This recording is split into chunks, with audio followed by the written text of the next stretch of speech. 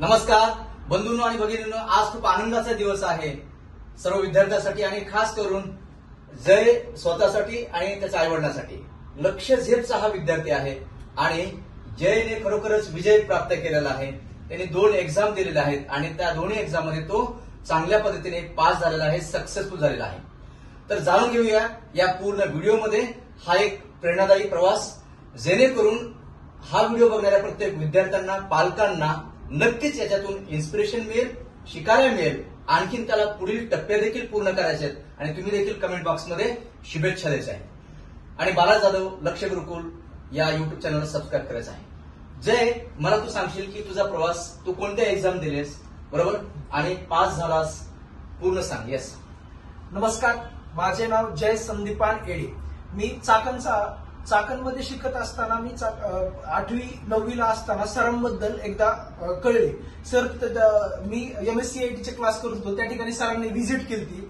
त्या ठिकाणी येऊन सरांनी त्यांचं भाषण सांगितलं, ते काय काम करतात, कशा पद्धतीने काम करतात, त्यांनी त्यांचा जीवन प्रवास सांगितला.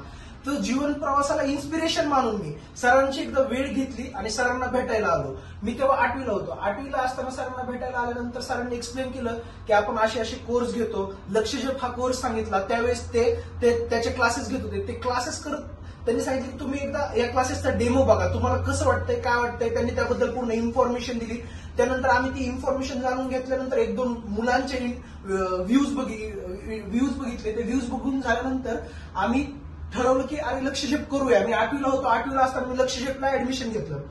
लक्ष्यझेपला आल्यानंतर पहिली गोष्ट मी काय शिकलो असेल की मला विचार करायला भाग पाडलं लक्ष्यझेपमध्ये आल्यानंतर की अरे 10वी नंतर काय करायचंय, आपल्या भविष्याचं काय प्लॅनिंग आहे, आपल्याला आयुष्यात काय करायचं. की आपण तर फार कुठले मोठे श्रीमंत नाही येतं, पण श्रीमंत नसताना आपण मिडल क्लास घरातलं येतो. मिडल क्लास घरातलं आल्यानंतर आपल्याला काहीतरी पुढे जायचंय, काहीतरी मोठं करायचंय. तर त्यासाठी पहिली स्टेप काय, तुम्ही त्यासाठी विचार करा. तर लक्ष्यझेपमध्ये पहिली गोष्ट शिकून जाते ती म्हणजे की 24 घंटे एखादी ध्येय विचार करा की ही गोष्ट मला करायची का.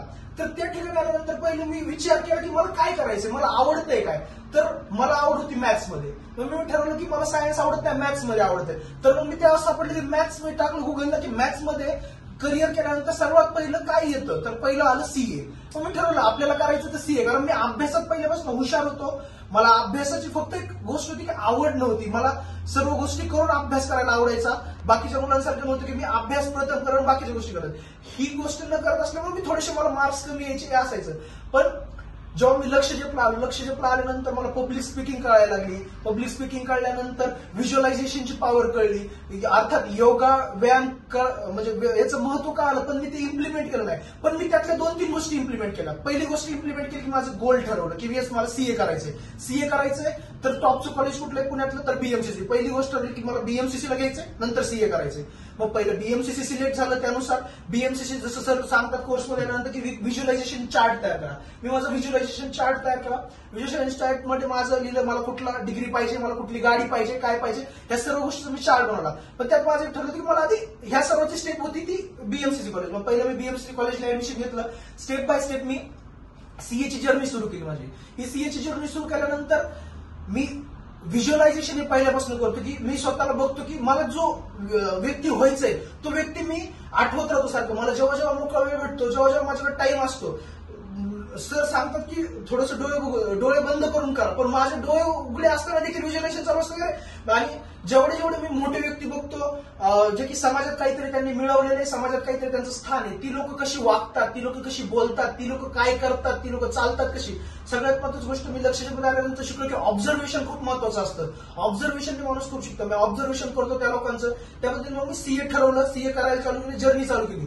पहिलं मी फाउंडेशन दिलं, त्यानंतर आता मी इंटर क्लिअर केलं. हे दोन्ही क्लिअर करत असताना जेव्हा मी दोन्हीचे पेपर दिले, इंटरचा असो किंवा फाउंडेशनचा असो, दोन्ही पेपर दिल्यानंतर माझ्याकडे मी स्वतःच्या मार्कशीट तयार केल्या की एवढेच मला मार्क येणार. आता जो रिझल्ट आला तो त्याच्यापेक्षा जास्त आला, पण त्याचं एक व्हिज्युअलायझेशन होतं, माझी अॅक्युरेसी होती, तो एक विश्वास आला. तो विश्वास कुठून आला असेल तर तो लक्ष्यझेपमधून आला. कारण त्यांनी ओळख करून दिली की तुम्ही कोण आहेत. त्यांनी विचार करायला भाग पाडले की अरे तुमच्यात काय कौशल्य येतं. त्यांनी कमी वेळात आम्हाला बाहेरचं जग दाखवलं की अरे तुम्ही एवढ्याच चौकटीत बसलात, पण ही बाहेर ही लोक आहेत, या लोकांनी केलेलं आहे. मला लक्ष्यझेपमध्ये आल्यानंतर पुस्तकांचं महत्व कळालं होतं. अर्थात मी 9वीला असताना विश्वासराव नागरे पाटलांचं म्हणणे हे विश्वास पुस्तक घेतलं, पूर्णपणे काय वाचलं नाही, पण जेव्हा मला मोकळा वेळ भेटला लॉकडाऊनच्या काळामध्ये मी द एंटरप्रेन्योर पुस्तक वाचलं. ते पुस्तक वाचल्याने त्या पुस्तकाने मला खूप सारं माझ्या आयुष्यात मार्गदर्शन केलं की रस्ता कसा चुकत नाही, अपयश आल्यानंतरही कसं त्या अपयशाशी टिकून राहायचं, त्या अपयशावर लढत राहिल्यानंतर कशी त्या अपयशावर मात होती. ते करत करत आज मी इथं आलो. इंटरमध्ये मला एक अटेम्प्ट लागला, पण त्या एक अटेम्प्टला पण मी थांबलो नाही. ठीक आहे, हा पण असतो की एक वाक्य खूप मोठं आहे की अपयश आल्यानंतर खचायचं नाही आणि विजय झाल्यानंतर हुरळून जायचं नाही. ते की संयमाने चालत राहायचं, की प्रोसेस चालत राहायची, की हे विजय हा आपल्यासाठी अंतिम नाही, आपल्यासाठी प्रोसेस ही महत्वाची आहे. हे प्रोसेसनुसार चालत चाललोय. खूप सारे आता सध्या व्हिज्युअलायझेशन करतोय, गोल सेट आहेत. आता टाइम भेटला आहे तर आता मी पुस्तकांची रिडिंग आणखी वाढवणार आहे आणि योगा हे चालू करणार आहे. त्याबद्दल आणि सरांनी बालाजीदादांनी मार्गदर्शन केलं त्याबद्दल बालाजीदादांचे अभिनंदन. कारण मी कधी पण पब्लिक स्पीकिंगला घाबरायचो आधी, म्हणजे काही कारण असतो असं कारण. पण मी जेव्हा लक्षजेप हा कोर्स केला, लक्षजेप कोर्स केल्यानंतर मी माझ्या 10वीला पहिल्यांदा भाषण केलेलं आहे माझ्या शाळेत.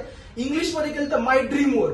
त्या भाषणात मला माझ्या शाळेतले म्हणजे जे दर भाषणात मराठी असो इंग्लिश असो ज्यांना गोल्ड मेडल भेटायचं त्यांना सुद्धा मी मागं टाकलं होतं. त्या कॉम्पिटिशनमध्ये मला 10वीला गोल्ड मेडल भेटलेलं आहे. तर मी हे सांगेल. त्यानंतर मी 11वीमध्ये बीएमसीसी कॉलेजला असताना भाषण केली. त्यात मी एबीव्हीपीचं लिडरशिप हा गुण एक मला माझ्यात आहे हे इथं आल्यानंतर कळलं होतं की पुढे येऊन भाषण करायला प्रेरित करणारं हे ठिकाण होतं, की एक व्यासपीठ उभा करून दिलं तर जाताना की या तुम्ही बोला. मग हे बोलत असताना हिथं कळलं की अरे आपण बोलू शकतो, आपल्या बोलण्यात काहीतरी आहे, आपल्याला जमतं बोलणं, आपल्याला लिडरशिप स्किल्स आहे हे तिथे गेल्यानंतर कळलं. मग त्यानंतर मी 11वी-12वी जेव्हा होतो तेव्हा मी एबीव्हीपी संघटनेत पण काम केलेलं. मी 11वीला असताना मी 11वी-12वीचं एबीव्हीपीचं अध्यक्षपद सांभाळलेलं आहे मी. तेव्हा एक 50-60 मुलांची टीम बनवली होती, की तिथनं माझी लिडरशिप स्किल. पण हळूहळू थोडा अभ्यास केल्यामुळे ते कमी झालं, पण येणाऱ्या काळात तेही मी चांगल्या रीतीने करणार आहे. धन्यवाद. दादांचेही आभार. दादांनी एवढं मार्गदर्शन केलं, सतत करत राहतात. येस. ओके, तर आणखीन आपण कंटिन्यू करूया. सगळ्यांनी कमेंट बॉक्समध्ये कमेंट करा कॉंग्रॅच्युलेशन म्हणून. कारण खरोखरच हे इन्स्पिरेशन आहे. तू कोणत्या 2 एक्झाम दिल्या आणि पास झालास परत एकदा सांगशील? सीए फाउंडेशनची एक्झाम दिली, ती पास झालो. सीए इंटरची एक्झाम दिली, ती पास झालो. म्हणजे फक्त सीए फायनल राहिलेले आहे. आता आर्टिकलशिप सुरू करणार आणि सीए फायनल 2 वर्षांनी देणार. पक्का होणार? Yes. ते सगळी प्रोसेस कम्प्लीट करणार? 100%. सीए झाल्यानंतर परत तुला इथे यायचं आहे Yes. आणि पुन्हा अशाच पद्धतीने बॅट द्यायचं आहे जेणेकरून लोकांना, विद्यार्थ्यांना ज्यांना सीए बनायचंय त्यांना इन्स्पिरेशन मिळेल. Yes. तर आपण या ठिकाणी आता अशा व्यक्तिमत्वाला बोलत आहोत ज्यांच्यामुळे तू घडलास आणि घडत आहेस. तुझे खास इन्स्पिरेशन आई वडील. सर प्लीज या आणि तुम्ही सांगितलं कशा पद्धतीने जयने अभ्यास केला, तो कशा पद्धतीने शेड्यूल फॉलो करतो. प्लीज सर या. Sir, madam. येस.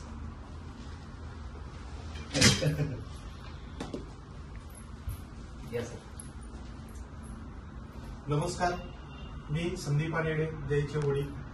ज्यावेळेस मी चाकणला ट्रान्सफर होऊन आल्यानंतर असंच मार्केटमध्ये फिरत असताना जाधव सर तिथं आले होते आणि जाधव सर तिथं आलेले हे मला माहिती आहे की जाधव सर एक केजचे. पण आपल्याकडे एक गुणधर्म असा असतो की ज्यावेळेस आपल्या गावाकडला माणूस आपल्याला भेटतो त्यावेळेस आपल्याला भेटण्याची इच्छाशक्ती जास्त होते. मग त्या उद्देशाने मी जाधव सरांना भेटलो. जाधव सरांना भेटल्यानंतर जाधव सरांची चर्चा झाली. जाधव सर म्हणजे तुम्ही कुठे असता? मी म्हटलं असं बँकेमध्ये आहेत ब्रँच मॅनेजर म्हणून. तर तुमची चिरंजीवाची वगैरे ओळख झाली. जाधव सरांनी म्हणलं की माझ्या ऑफिसला एकदा या, भेट द्या. भेट दिल्यानंतर जी की जयमध्ये प्रगती झालेली आहे ती फक्त जाधव सर आणि जाधव सरांमुळेच लक्ष गुरुकुल ह्याच्यातनंच जयची प्रगती झालेली आहे. धन्यवाद. थँक्यू. वा, क्या बात आहे. खूप छान. सगळ्यांनी खरोखरच अभिनंदन करा. जय नावानुसारच जयने विजय प्राप्त केलेला आहे आणि आता जे काही एक्झाम्स तो पास झाला. खरोखर मला आठवतं की एकदा त्यांनी फोन केला होता. मी नंदुरबारला लेक्चरसाठी असताना आणि अभ्यास त्याला एक्झाम जवळ आले होते आणि एक्झामचे अगोदर येऊन भेटला आणि त्याने ते इनपुट्स वापरले. खूप चांगल्या पद्धतीने त्याने प्रगती केलेली आहे, आणखी प्रगती करत आहे. सो बोलण्यासारखं भरपूर आहे. पण आता या व्हिडिओमध्ये सगळ्यांनी तुम्हाला काय शिकायला मिळालं, तुम्हाला काय इन्स्पिरेशन मिळालं. कारण आपल्या आजूबाजूला असे हिरे असतात जे शून्यातून विश्व उभं करण्यासाठी तयार होत असतात. बरोबर? आपण अंबानी, मित्तल किंवा बिल गेट्स यांच्या स्टोरीज ऐकतोच मोठ्या लोकांचे. पण आपली मुलं ज्यावेळेस प्रगती करतात, यशस्वी होतात, हा आनंद शब्दात व्यक्त करता येत नाही. एक शिक्षक या नात्याने, एक कोच, मेंटॉर या नात्याने मला खूप आनंद होतो ज्यावेळेस आमच्याकडचे विद्यार्थी लक्ष झेप, खरोखर लक्ष्याच्या दिशेने झेप घेतात आणि ती झेप 2 परीक्षेच्या माध्यमाने जयने घेतलेली आहे आणि आणखीन 2 वर्ष तो प्रॅक्टिस करतोय आणि सीए मध्ये देखील तो खूप चांगल्या पद्धतीने मोर दॅन एक्सपेक्टेशन्स तो मार्क्स घेणार आहे, पर्सेंटेज घेणार आहे आणि उत्कृष्ट सीए बनून लोकांना कामाच्या माध्यमाने सेवा देणार आहे. राष्ट्र प्रथम हे कार्य करणार आहे. आणि अभिनंदन जय आणि सर मॅडम, तुमचंही अभिनंदन. एक पालक या नात्याने तुम्ही वेळोवेळी मला फोन केले आमच्या टीम सोबत, त्यानंतर येऊन भेटला, तुम्ही चर्चा केली आणि खरोखरच पालकांनी इन्व्हॉल्व्ह होणं गरजेचं आहे. मुलगा काय करतोय, आपले विद्यार्थी मुलं मुली काय करत आहेत करिअरच्या दृष्टिकोनातून आणि त्यांना सपोर्ट करणं गरजेचं आहे. जे सर आणि मॅडम यांनी सपोर्ट केला आणि अशाच पद्धतीने आपली ही मुलं यशस्वी व्हावीत, सर्वगुण संपन्न व्हावीत. आणि एक वाक्य सांगतो थांबतो, असं काहीतरी तू कर गड्या, तुला स्मरणतील पिढ्यानपिढ्या आणि असं पिढ्यानपिढ्या स्मरणतील, अशा पद्धतीने जे काम करत आहे तुमच्या मुलांनीही काम करावं आणि आपली पिढीचा अर्थातच स्वतःच्या जीवनाचा आणि पिढीचा उद्धार करावा, उत्कर्ष करावा, लक्ष झेप घ्यावी. Thank you so much. तुमचे कमेंट्स नक्कीच या कमेंट बॉक्समध्ये करा. धन्यवाद. कॉंग्रॅच्युलेशन्स. थँक्स. Yes sir.